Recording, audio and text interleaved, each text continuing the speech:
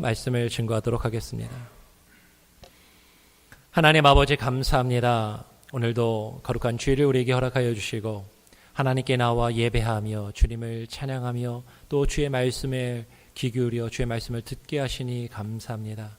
오늘 이 시간 하나님 우리가 주님 앞에 나와 하나님이 허락하시는 그 하늘의 신령한 복을 하나님 누리며 그것을 하나님 붙잡고 나가길 원하오니 하나님의 말씀을 통하여 그 복을 깨닫게 하여 주시고 하나님 우리가 온전히 하나님 앞에 나아가 하나님의 신령한 하나님 백성으로서 하나님의 거룩한 백성 주의 자녀로서의 삶을 살게 인도하여 주시옵소서. 전하는 자와 듣는 자가 주의 말씀에 귀 기울이며 주목하며 그 말씀에 순종하기를 소원하며 거룩하신 예수 그리스도의 이름으로 기도합니다. 아멘. 지난주까지 우리가 계속해서 야곱에 대한 말씀을 우리가 살펴보고 있습니다. 야곱의 딸 디나가 세겜에게 의해서 강간을 당한 이후에 이제 그것에 몹시 분개하는 야곱의 아들들이 세겜과 그의 족속을 속여서 모두 다 죽이는 그 사건이 이루어지게 됩니다. 그리고 야곱은 그 일로 인하여서 그 주변에 있는 가나안 족속들이 자신과 자신의 집안을 멸망시킬까 봐 이제 그것 가운데 두려워하고 있었어요. 그 두려워하는 야곱에게 하나님께서 야곱에게 말씀하시기를 너는 베델로 올라가 하나님을 위하여 제단을 쌓으라 라고 말씀하십니다. 그 말씀대로 야곱은 하나님의 뜻을 따라 베델에 올라가 하나님께 제단을 쌓고 그것에서 예배를 드려요. 그 이후에 오늘 우리가 읽은 말씀대로 하나님께서 야곱에게 다시 나타나셔서 베델에서 그에게 이스라엘이라는 새 이름을 주시게 됩니다. 그런데요, 여러분 우리가 이미 앞에서 창세기 32장에서 야곱이 이제 밧다라람에서 돌아와 그 야복강을 건널 때 하나님을 붙잡고 씨름하던 그때 창세기 32장 28절에 보면 하나님께서 야곱에게 이미 이스라엘이라는 이름을 주셨어요. 그죠? 그런데 오늘 35장의 말씀을 읽으면 마치 처음 새 이스라엘이라는 이름을 주시는 것처럼 35장과 지금 32장에서 거의 동일하게 하나님이 야곱에게 이스라엘이라는 새 이름을 주시고 그 이름으로 부르시는 것을 우리가 보게 됩니다. 근데 32장 28절에 오늘 우리가 읽은 35장에 있는 말씀과 같은 말씀이 있는 것이죠. 제가 한번 창세기 32장 28절의 말씀을 읽어보겠습니다. 그 사람이 가로되 너의 이름을 다시는 야곱이라 부를 것이 아니요 이스라엘이라 부를 것이니 이는 내가 하나님과 사람으로 더불어 겨루어 이겼음이니라 라고 말씀합니다. 그러니까 지금 이제 이 말씀을 보면 좀 헷갈리는 것이요. 아니 하나님이 야곱에게 이스라엘이라는 그 새 이름을 야복강을 건널 때 뭐 천사와 씨름했다라고 보통 이야기하기도 하지만 하나님과 씨름하던 그때의 새 이름인 이스라엘이라는 이름을 지금 주신 것인가? 아니면 지금 디나의 강간 사건 이후에 베델에 올라가서 하나님께 제단을 쌓고 베델에서 지금 하나님께서 야곱에게 이스라엘이라는 새 이름을 주셨는가 하는 것이에요. 그 의문점이 제기가 될 수 있습니다.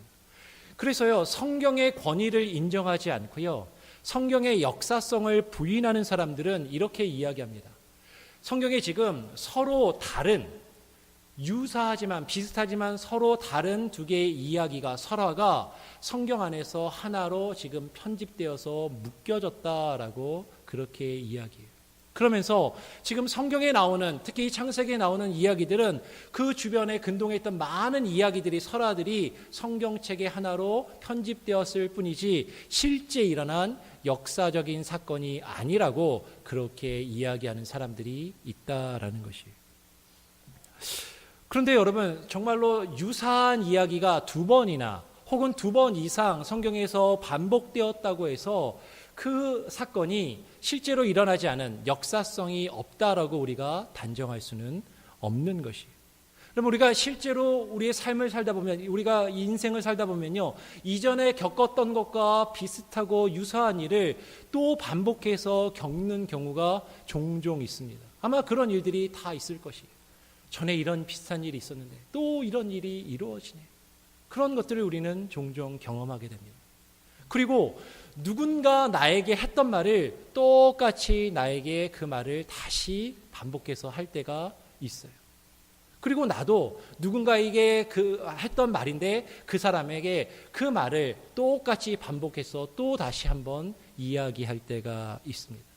근데 우리가요, 예전에 했던 말을 그대로 반복해서 누군가에게 말을 한다는 것은 그 말이 중요하거나 그 말을 할 때 어떤 이유와 목적이 분명히 있다라는 것이죠. 지금 하나님께서 야곱에게 이스라엘이라는 새 이름을 다시 주시는 것처럼 말씀하시고 그 이름으로 부르시는 것은요, 지금 그 새 이름에 합당한 그 정체성을, 그 아이덴티티를 지금 야곱에게 하나님이 다시금 확인시켜 주시기를 원하고 있다라는 것입니다. 하나님이 야곱에게 이스라엘이라는 새 이름을 주신 것은요, 그냥 이름 하나를 단지 더 주었다, 그것뿐만이 아니라 그 이름을 통해서 야곱에게 새로운 정체성을, 새로운 아이덴티티를 주셨다라는 것을 우리는 기억해야 합니다. 그런데 야곱은요, 어쩌면 자신에게 주어진 그 새 이름에 걸맞는 그 이스라엘이라는 새 이름에 합당한 그 정체성을 온전히 가지고 있지 않고 그 정체성이 없는 그런 모습으로 살고 있는지도 모른다라는 것이에요. 제가 얼핏 들으면 정말 웃기지만 깊이 생각하면 좀 슬픈 이야기를 하나 해드리려고 합니다. 칫솔 부자가 있었어요. 이를 닦는 칫솔 있죠. 칫솔 부자가 있었습니다. 하루는 아들 칫솔이 아빠 칫솔에게 아주 심각하게 진지하게 물어봅니다. 아빠는 칫솔이 맞아? 이렇게 물어봅니다. 그랬더니 당연히 아빠 칫솔이 아들 칫솔에게 그럼 아빠는 칫솔이지 라고 대답을 했어요. 근데 조금 있다가 아들이 또 아주 심각하게 아주 진지하게 아빠 정말로 아빠 칫솔 맞아? 이렇게 물어보는 거예요. 그랬더니 아버지가 그래 아빠 칫솔 맞아. 근데 아들 왜 그걸 자꾸 물어보는 거야? 라고 되물어봅니다. 그랬더니 아들이 하는 말이 이렇게 이야기하는 거죠. 아빠 그런데 아빠는 왜 맨날 운동화만 빨아? 이렇게 얘기를 하는 것이. 여러분 이거 그냥 웃긴 것 같은데 잘 생각해보면 아주 슬픈 이야기예요. 지금 하나님께서 야곱에게요 이스라엘이라는 정체성을 주셨어요. 새 이름을 부어주셨습니다. 그런데 지금 야곱은요 그 정체성에 합당한 모습, 합당한 삶을 살고 있지 못하더라라는 것입니다. 이사야서 48장 1절과 2절에 보니까 이런 말씀이 기록되어 있습니다. 야곱 집이여 이스라엘의 이름으로 일컬음을 받으며 유다의 근원에서 나왔으며 거룩한 성 백성이라 칭하면서 그 이름이 만군의 여호와이신 이스라엘의 하나님을 의지하면서 그 이스라엘의 하나님을 의지한다고 하면서도 성실치 아니하고 의로움이 없이 여호와의 이름으로 맹세하며 여호와의 이름으로 거짓 맹세하며 이스라엘의 하나님의 이름을 부르는 너희는 이를 이 말씀을 들을지어다 라고 그렇게 이야기합니다.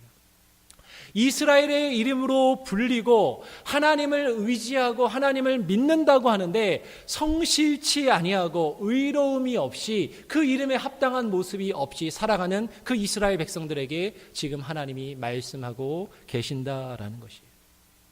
이스라엘이라는 새 이름을 받았지만 하나님의 백성이요 하나님의 나라라는 그 새 이름을 받았지만 이전에 행하던 모습 그대로, 이전에 행하던 삶 그대로, 이전에 행하던 풍습 그대로 여호와를 경외치 아니하는 그런 모습을 지니고 있더라라는 것이에요. 우리 한번 다 같이 열왕기하 17장 34절의 말씀을 한번 함께 읽기 원합니다. 스크린으로도 나오는데 함께 읽겠습니다. 열왕기하 17장 34절 함께 읽어볼까요? 시작. 저희가 오늘까지 이전 풍속대로 행하여 여호와를 경외치 아니하며 또 여호와께서 이스라엘이라 이름을 주신 야곱의 자손에게 명하신 율례와 법도와 율법과 계명을 준행치 아니하는도다.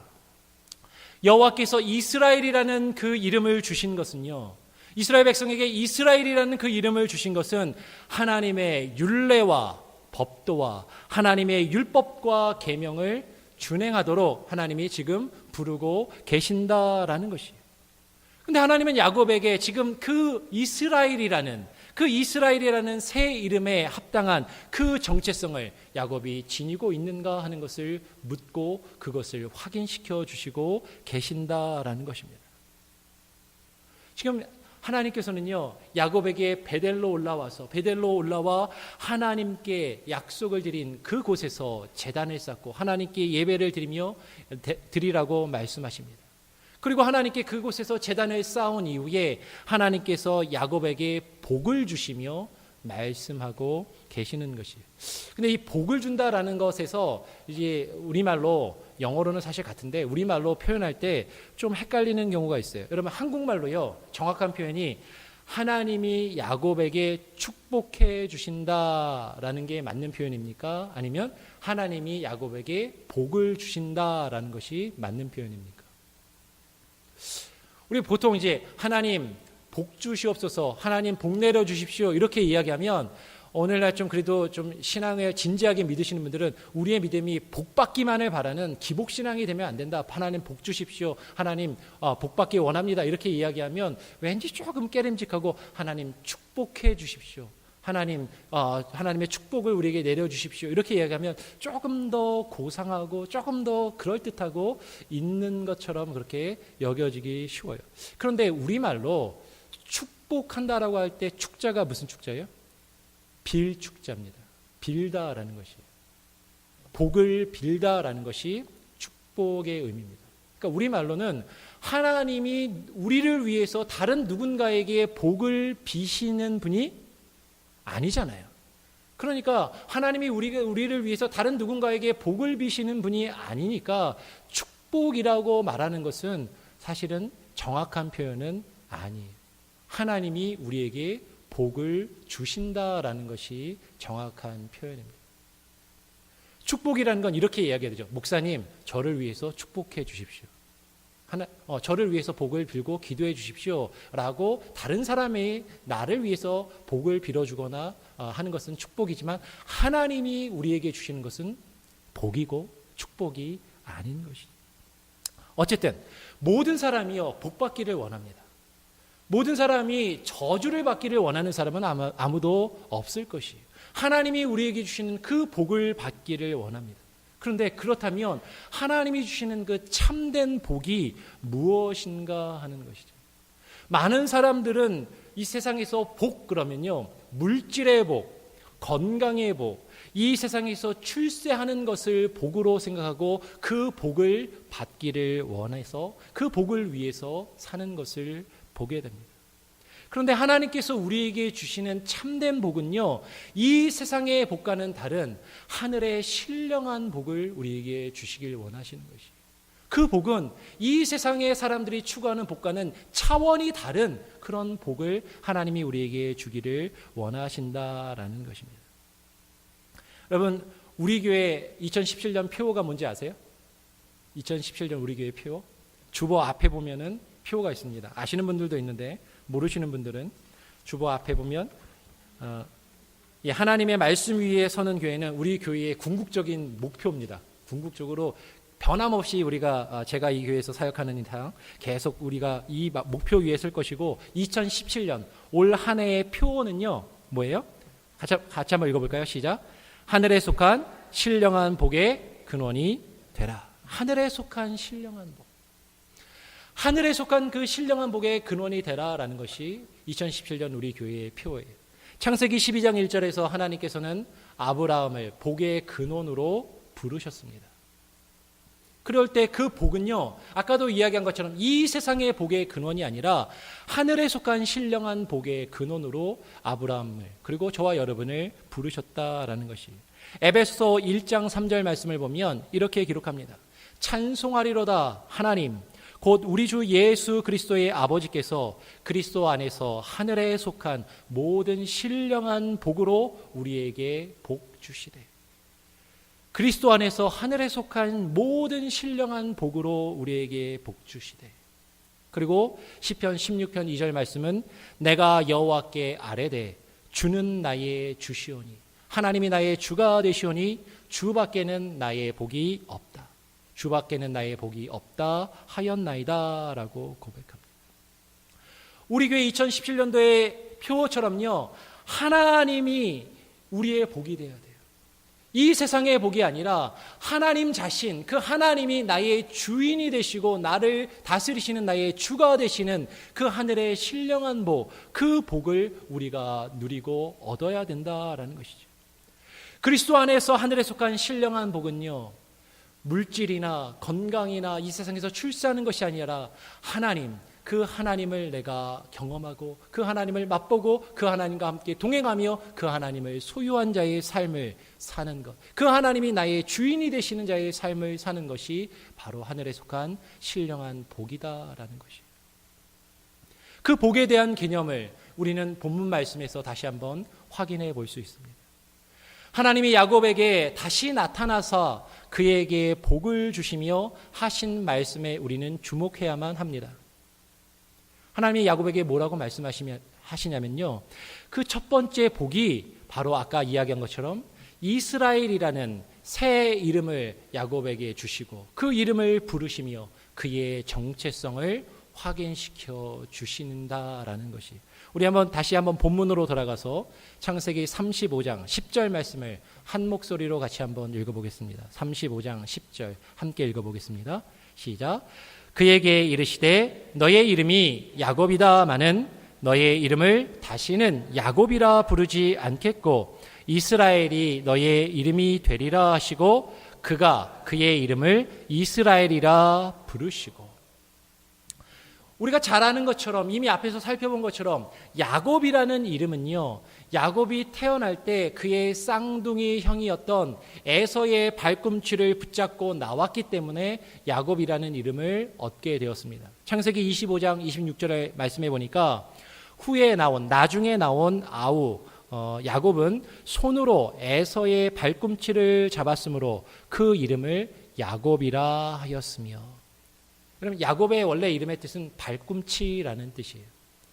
야곱이 태어날 때 그 형 에서의 발꿈치를 붙잡고 나왔기 때문에 야곱이라는 이름을 얻었습니다. 즉 야곱이라는 이름이 의미하는 것은요, 자기 눈앞에 있는, 바로 내 앞에 있는 그 이익과 어떤 유익을 추구하며 그것을 붙잡기 위해서 살아가던 그 예전의 모습을 가리켜 야곱의 이름이 의미하는 것이죠. 그러나 이스라엘이라는 이름은요, 지금 눈앞에 있는 이익이 아니라 하나님을 붙잡고 하나님과 함께 하나님이 허락하신 내 주변에 있는 사람들을 붙잡고 그들과 함께 씨름하며 끝까지 싸워 승리하는 그 의미가 이스라엘에 담겨 있다라는 것이에요. 창세기 32장 28절에 앞서 이스라엘이라는 이름을 주시면서 이렇게 말씀하셨습니다. 이스라엘이라 부를 것이니 이는 내가 하나님과 사람으로 더불어 겨루어 이겼음이니라. 전에 이 말씀을 나누면서 설명을 드렸어요. 하나님과 더불어 싸웠다라는 건 하나님을 대항해서 하나님을 대적해서 하나님을 이겼다라는 것이 아니라 하나님을 붙잡고 하나님과 함께 이 세상의 삶 가운데 씨름하며 그 가운데 승리한 것이다 라고 말씀을 드렸어요.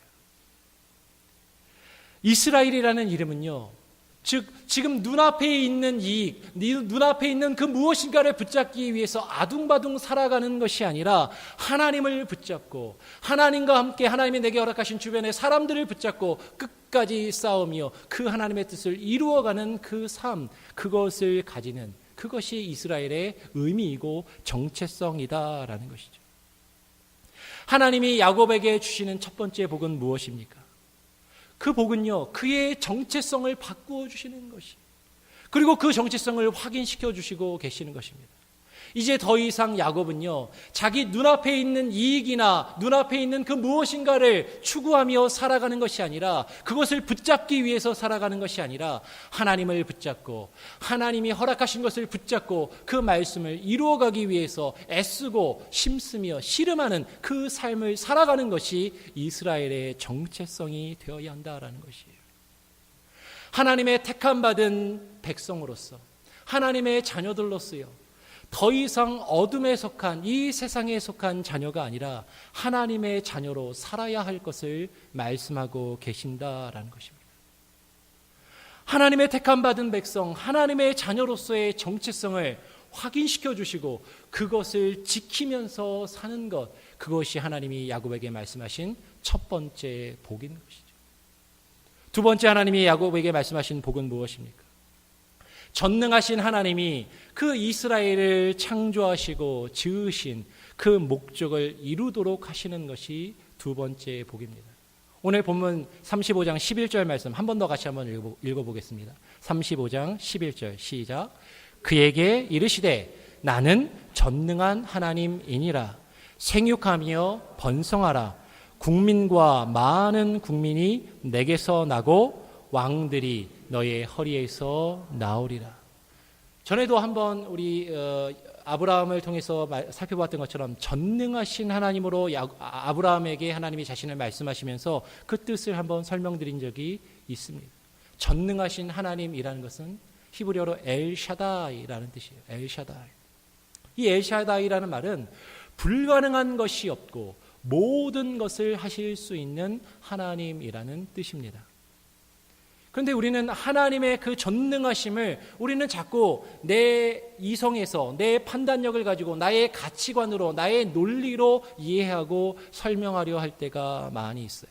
근데 하나님은 우리의 판단이나 어떤 우리의 논리나 우리의 가치관에 갇혀서 일하시는 분이 아니라 그 모든 것을 초월해서 우리의 이성과 우리의 과학과 우리의 논리를 다 초월해서 일하시며 역사하시는 하나님이시라는 것이죠.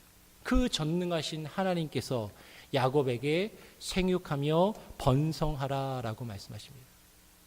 우리가 볼 때는 너무나도 힘들어 보이고 너무나도 어려워 보이고 잘 이루어지지 않을 것처럼 보이는 불가능할 것처럼 보이는 그 일들을 하나님께서 야곱을 통해서 이루시는 전능한 하나님께서 생육하며 번성하라라고 말씀하십니다. 계속해서 여러 번 말씀드렸던 것처럼 이것은요 하나님이 야곱에게 주셨던 명령이자 복인 것이에요. 이것은 하나님이 야곱에게 명령하셨던 명령이자 복입니다. 생육하며 번성하라라는 이 말은요 이미 우리가 살펴보았던 것처럼 하나님이 첫사람 아담을 지으시고 그에게 주셨던 명령이자 복이었습니다. 그리고 아담 이후에 노아에게도 동일하게 이 말씀을 주시며 명령하시고 복을 주셨어요. 그리고 아브라함에게도 그의 아들 이삭에게도 그리고 지금 야곱에게도 동일하게 하나님은 생육하며 번성하라라고 말씀하시며 명령하고 계신다라는 것입니다.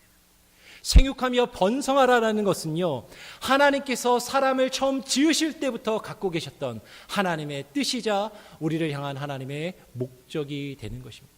근데 어떤 분들은 제가 전에 있던 교회에 자녀를 7분 낳은 집사님이 계세요. 7명. 요새 7명 흔치 않잖아요. 근데 그분은 이 말씀을 되게 강조합니다. 그러면서 저한테도 와갖고 하는 거죠. 목사님, 하나님 말씀에 생육하며 번성하라고 했는데 아들 둘이 뭡니까? 둘이 더 낳으세요. 그러면서 저한테 요구를 하시더라고요. 물론 생육하며 번성하는 것이 결혼해서 자녀를 많이 낳는 것, 그 의미도 물론 있어요. 그런데 전에 말씀을 드렸던 것처럼 여기서 생육하며 번성하라라는 것은 단순히 결혼해서 자녀를 많이 낳으라라는 그 의미뿐만이 아니라 하나님의 형상으로서 하나님의 통치하심과 하나님의 다스리심을 이 땅 가운데 증거하고 나타내며 그것을 확장시켜 나가는 그 하나님의 형상으로서 하나님의 뜻을 이 땅 가운데 번성시키고 온전히 확장시키는 그 일을 하라라는 의미가 있다라는 것이죠. 하나님께서는 그 생육하며 번성하는 그 일을요 내 힘과 내 능력으로가 아니라 우리의 힘과 우리의 능력으로가 아니라 그 전능하신 하나님께서 우리를 통하여 그 일을 이루시겠다라고 말씀하고 계십니다. 이미 하나님께서는요 그의 아버지 야곱의 아버지 이삭을 통해서 야곱을 축복해 주셨습니다. 여기서는 축복이 맞죠. 야곱을 이삭이 축복해 줍니다. 이렇게 축복해 줍니다. 창세기 28장 3절 4절에 전능하신 하나님이 너에게 복을 주어 너로 생육하고 번성케 하사 너로 여러 족속을 이루게 하시고 아브라함에게 허락하신 복을 너에게 주시되 너와 함께 내 자손에게 주사 너로 하나님이 아브라함에게 주신 땅 곧 너의 우거하는 땅을 유업으로 받게 하시기를 원하노라라고 말씀합니다. 그럼 다시 한번 이야기하는데요. 하나님이 첫사람 아담에게 그리고 노아에게 아브라함과 이삭과 야곱에게 동일하게 말씀하셨던 명령이자 복은 그 생육하며 번성하라는 것은 하나님의 형상으로 지음받은 하나님의 형상으로서 하나님의 이미지, 하나님의 모습, 하나님의 뜻과 하나님의 통치하심과 다스리심을 이 땅 가운데 나타내고 드러내 보이고 그것을 확장시켜 나가라는 놀라운 명령이자 복인 것이에요.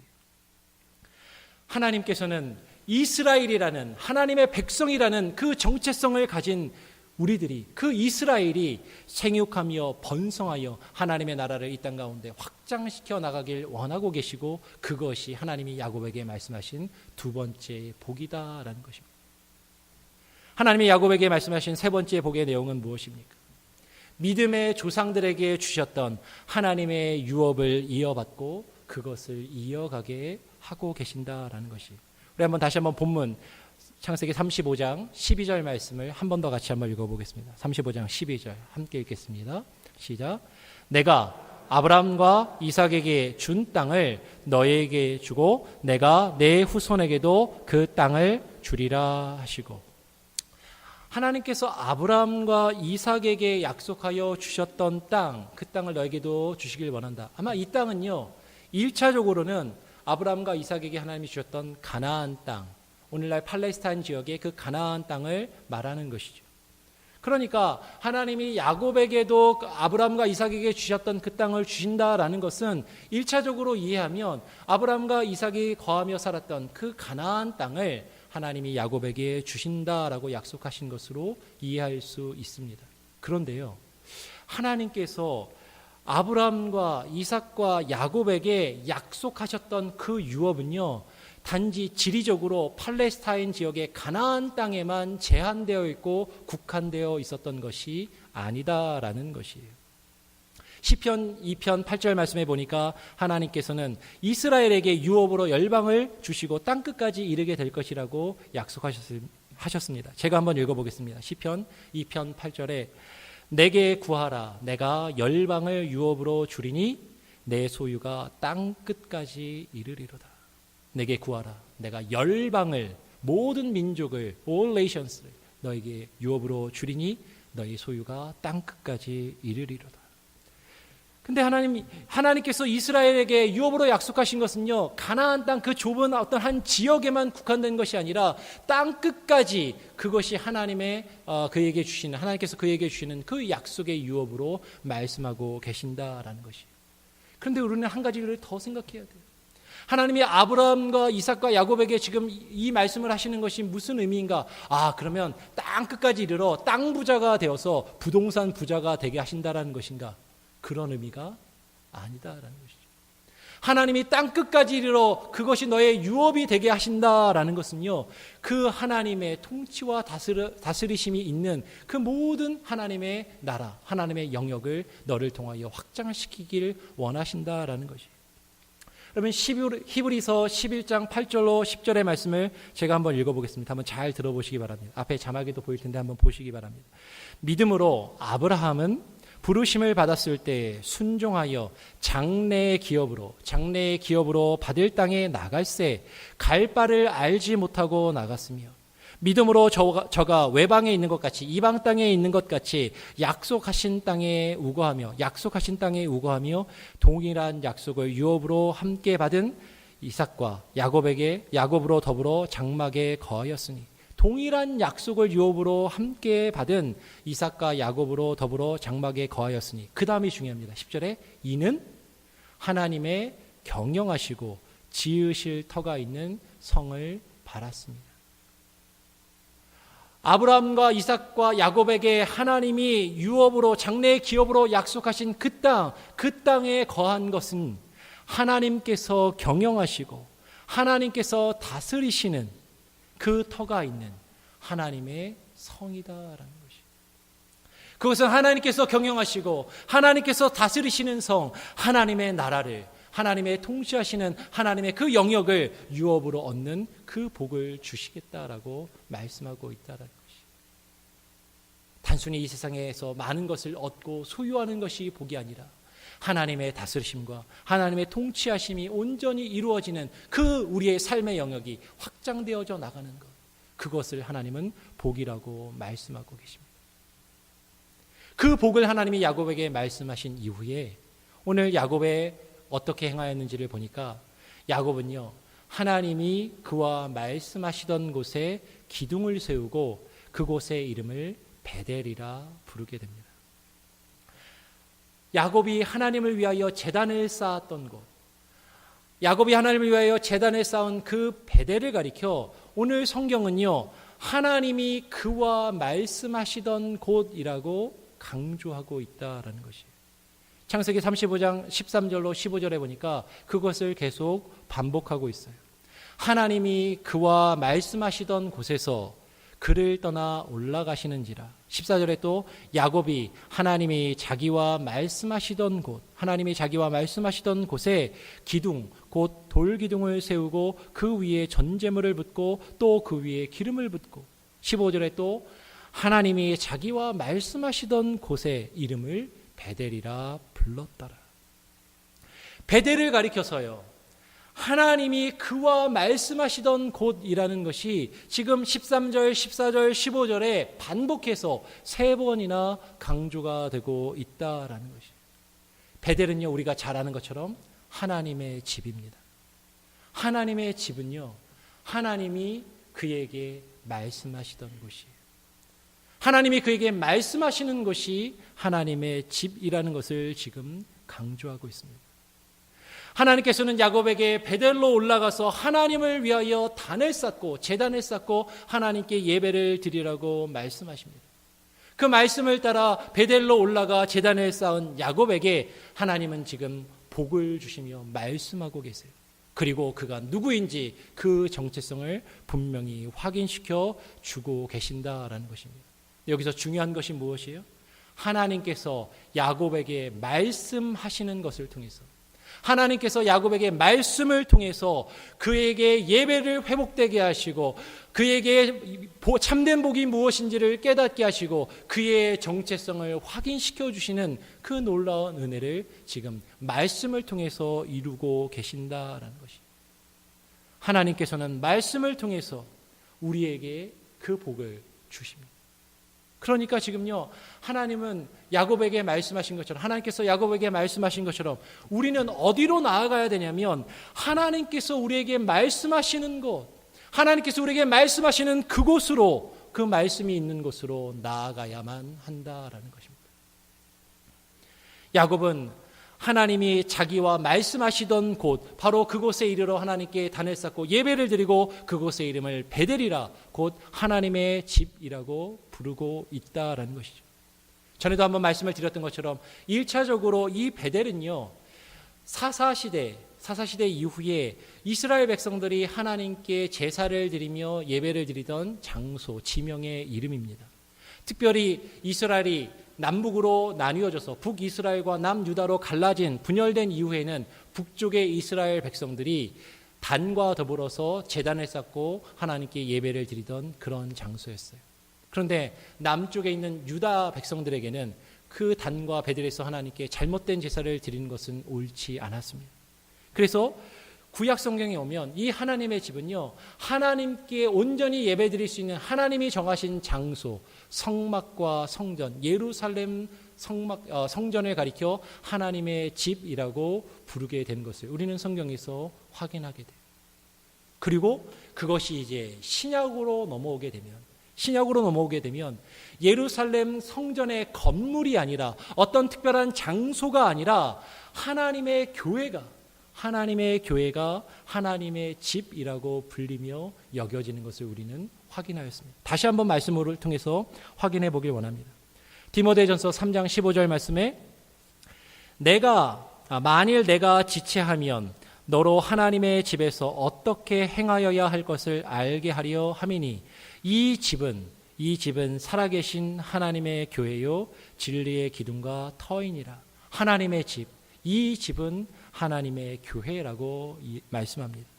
고린도전서 3장 9절의 말씀을 보면 우리는 하나님의 동역자들이요 너희는 하나님의 밭이요 하나님의 집이라.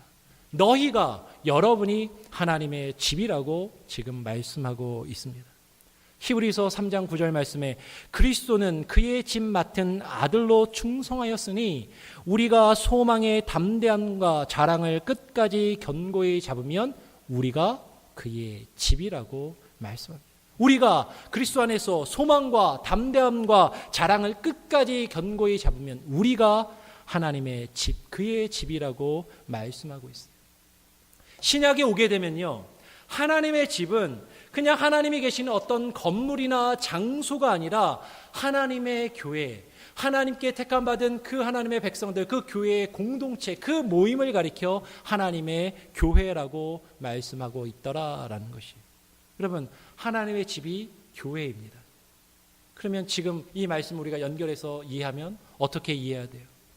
하나님께서 그의 백성에게 말씀하시는 곳, 하나님께서 그의 백성에게 말씀하시는 교회, 하나님께서 그의 백성에게 말씀하시는 그 공동체 가운데 나와야 한다라는 것이에요. 야곱이 하나님의 자기와 말씀하시던 곳에 돌 기둥을 세우고 그 위에 전제로서 기름을 붓게 됩니다. 근데 이 일을요, 야곱이 처음 하는 게 아니에요.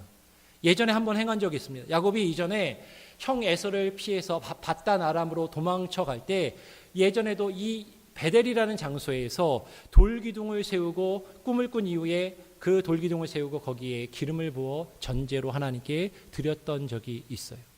어디서 확인할 수 있냐면 바단 아람에 가 있는 그 야곱을 다시 고향으로 부르시는 그 하나님의 말씀 가운데서 우리가 확인해 볼 수 있습니다. 창세기 31장 13절을 보니까 하나님이 야곱에게 고향으로 돌아가라 라고 명령하시면서 이렇게 말씀하십니다. 나는 베델의 하나님이라. 나는 베델의 하나님이라. 내가 거기서 기둥에 기름을 붓고 거기서 내게 서원하였으니 지금 일어나 있는 이곳을 떠나서 내 출생지로 돌아가라 하셨느니라. 그러면 이 말씀을 통해서 우리는 뭘 확인할 수 있냐면 하나님이 나에게 말씀하셨던 것, 하나님이 나에게 말씀하시고 내가 하나님과 언약을 맺었던 곳, 나의 믿음이 시작되었던 그곳으로 돌아가라라는 말씀입니다. 교회로 돌아가라라는 것이에요. 이렇게 얘기하니까 어떤 분들은 그럼 내가 처음 다녔던 교회가 어디였더라? 어느 동네에 있던 교회지? 그 교회를 가라는 말씀, 그게 아니라요. 우리의 신앙은 교회에서 하나님의 말씀을 들음으로 시작하였어요. 그런데 우리는요, 신앙생활하면서 자꾸 교회 밖으로 나갑니다. 몸은 교회 안에 있는지 모르겠어요. 그런데 우리의 신앙의 중심이 교회 안에 있지 않냐고 교회 밖을 서성이며 교회 밖에서 다른 무엇인가를 추구하며 그것을 위하여, 그것을 붙잡기 위하여 애쓰고 살아가는 우리의 모습을 우리는 바라보게 된다는 것이에요.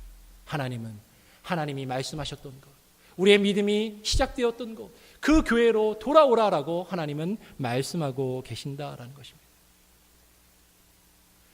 구약시대의 그 베델에 돌아와서 야곱이 돌기둥을 세웁니다. 돌기둥을 세우는 것은요, 그 당시에 구약시대에 언약을 맺고 약속을 맺고 그 약속의 증거로서 세우는 하나의 방법이었어요. 창세기 31장을 보면 야곱이 하나님뿐만 아니라 외삼촌 라반하고 언약을 맺으면서도 돌기둥을 세우는 장면이 나옵니다. 제가 한번 볼까요? 31장 44절로 48절에 보니까 이렇게 외삼촌 라반과 언약을 맺으면서 그 내용이 기록되어 있습니다. 이제 오라, 너와 내가 언약을 세워 그곳으로 너와 나 사이에 증거를 삼을 것이니라. 이에 야곱이 돌을 가져 기둥으로 세우고 또 그 형제들에게 돌을 모으라 하니 그들이 돌을 취하여 무더기를 이루매 무리가 거기 무더기 곁에서 먹고 라반은 그것을 여갈사 하두다라 칭하였고 야곱은 그것을 갈르엣이라 칭하였으니 라반의 말에 오늘날 이 무더기가 너와 나 사이에 증거가 된다 하였으므로 그 이름을 갈르엣이라 칭하였습니다. 지금 야곱은요, 예전에 하나님이 자기에게 말씀하셨던 것, 그 말씀을 받고 하나님과 언약을 맺었던 곳, 그곳으로 돌아와서 그곳에서 다시 하나님께 제단을 쌓고 하나님께 예배를 드리며 그 하나님과 다시금 언약을 맺는 그 일을 행하고 있다라는 것이. 우리는요, 이 일을 계속해서 확인해야 됩니다. 하나님이 나에게 무엇이라고 말씀하셨지? 내가 하나님과 어떤 언약을 맺었었지, 하나님이 나에게 어떤 복을 내리셨었지, 그것을 우리가 잊지 않고 기억하며 그것을 늘 확인하며 하나님과의 그 언약을 갱신하고 새롭게 하는 그 일들이 우리의 삶 가운데 있어야 한다라는 것이에요. 그 이후에 야곱이 어떻게 합니까? 그 언약의 증거로 세운 그 기둥 위에 전제 예물을 붓습니다. 전제 예물이라는 건 드링크 어퍼링이라고 해서 마실 수 있는 액체로 된 포도주나 기름이나 혹은 물이나 그런 것들을 제단에 쏟아 부어서 바치는 그런 제사를 가리켜 전제라고 이야기합니다. 그런데 이 전제로 하나님께 제사를 드린다라는 것은 어떤 의미가 있냐면, 하나님께 우리가 가지고 있는 것을, 나의 모든 것을, 나의 모든 노력을, 나 자신을 쏟아 부어서 헌신한다라는 그런 의미로 이 제사가 그 의미를 가지고 있다라는 것이에요. 야곱은 실제로 자기 자신을 전제와 같이 그렇게 하나님께, 교회를 위하여 쏟아 부었다라고 이야기합니다. 우리 한번 마지막으로 에베소서 2장 17절 말씀을 같이 한번 읽어보겠습니다. 에베소서 2장 17절 같이 한번 읽어보겠습니다. 시작. 만일 너희 믿음의 재물과 봉사 위에 내가 나를 관제로 드릴지라도 나는 기뻐하고 너희 무리와 함께 기뻐하리니. 예전 성경에는 관제로 드린다라고 번역되어 있는데 새 개역개정을 보면 전제라고 번역해놨습니다. 이 관제라는 말이나 전제라는 것이나 같은 말이에요. 하나님께 쏟아 부어서 드리는 제물을, 제사를 가리켜 관제, 전제라는 것입니다. 사도 바울은요, 너희의 믿음의 제물과 그 봉사 위에 내가 나 자신을, 나 역시도 쏟아 부어서 헌신하고 그것이 나의 기쁨이 된다라고 말하고 있습니다. 교회의 성도들을 위하여, 그 성도들 위에, 그 성도들의 믿음의 제물과 그 헌신의 봉사 위에 나 역시도 나 자신을 쏟아부어 헌신하여 드림으로 그것이 나의 기쁨이 되고 실제로 내가 그런 삶을 살았다라고 야곱은 고백합니다. 디모데후서 4장 6절에 이렇게 말하는 것이죠. 관제와 같이, 전제와 같이 벌써 내가 부음이 되고 나의 떠날 기약이 가까웠도다라고 자기 자신의 인생을 사도 바울은 고백하고 있습니다.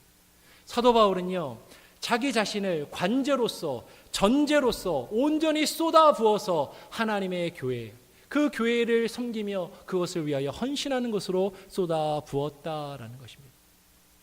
그러면 오늘 말씀을 이제 정리하면요, 하나님이 말씀하시는 것, 하나님이 우리에게 말씀하시는 것, 그것은 교회입니다. 그 교회 가운데 우리가 나와야 돼요. 그 교회 가운데 나와 하나님의 말씀으로 우리의 예배가 회복되어야 하고, 하나님의 말씀으로 우리가 하나님이 우리에게 부여하신 그 정체성을 확인하고 하나님이 우리에게 주시는 그 복을 온전히 깨닫고 그 복을 누릴 수 있어야 됩니다. 그리고 우리가 그것을 경험하였다면 우리는 하나님이 우리에게 허락하신 언약의 증거로 세우신 이 교회를 위하여 우리 자신을 쏟아부으며 헌신하는 그 헌신함이 우리 가운데 있어야 한다라는 것이. 그러면 특별히 이제 8월 달에는 계속 광고를 통해서 말씀드린 것처럼 교회를 위해서 헌신하며 일할 일꾼들을 세우게 됩니다. 시모 장로와 시모 안수 집사회를 우리가 다시 구성하게 됩니다. 이를 위하여, 교회를 위해서 헌신하고 정말로 하나님이 말씀하시는 것, 하나님이 우리에게 말씀을 주시는 교회를 위하여 우리가 나 자신을 들여 애쓰고 수고하는, 정말 그 하나님의 교회로 나와 우리의 예배가 회복되고 하나님이 주시는 그 놀라운 복을 누릴 수 있는 저와 여러분이 될 수 있기를 간절히 소원하고 축원합니다. 기도하겠습니다. 하나님 아버지, 감사합니다. 오늘 이 시간에 우리를 불러주시고 하나님께 나와 또 예배하며 주의 말씀을 듣습니다. 하나님께서 야곱과 말씀하셨던 그곳, 하나님 베들로 야곱을 다시 부르시고 그에게 하나님 다시금 예배가 회복되게 하시고 그 정체성을 확인시켜 주시고 하나님의 복이, 참된 복이 무엇인지를 깨닫게 하신 것처럼 하나님, 우리도 교회를 통하여 교회 가운데 나와 하나님 우리가 우리의 정체성을 확인하며 우리 예배가 회복되며 하나님이 주시는 그 하늘의 신령한 복을 온전히 깨닫고 그 복을 누릴 수 있는 온 성도들이 우리 교회가 될 수 있게 하나님 역사하여 주시옵소서. 감사와 찬양과 영광 오직 주님께 올려드리며 거룩하신 예수 그리스도의 이름으로 기도합니다. 아멘. 우리 아까 불렀던